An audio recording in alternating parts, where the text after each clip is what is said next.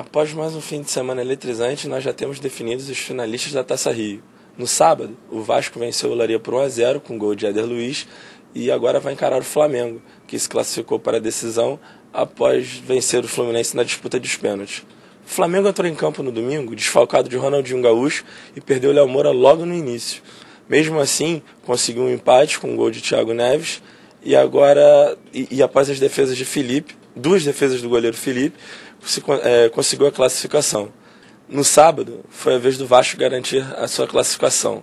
O Vasco não jogou bem, mas garantiu a passagem para a final após um belíssimo passe de Felipe Baixo que Éder Luiz soube converter. Antes da decisão, porém, todos os dois clubes jogarão no meio de semana.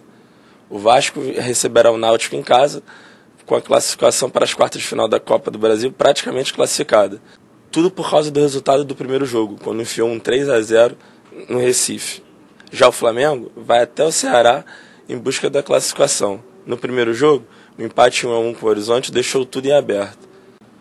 O rubro-negro terá que vencer ou empatar por mais de 2 gols para avançar na competição.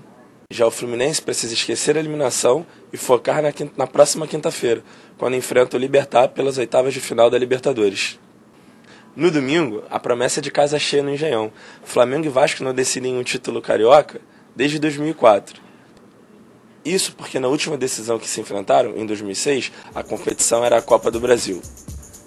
Já o Vasco confia no talento do xerife Dedé e nas boas atuações do meia Bernardo para surpreender o Flamengo, tirar a invencibilidade do rival e levar a decisão do Carioca para os próximos 2 jogos.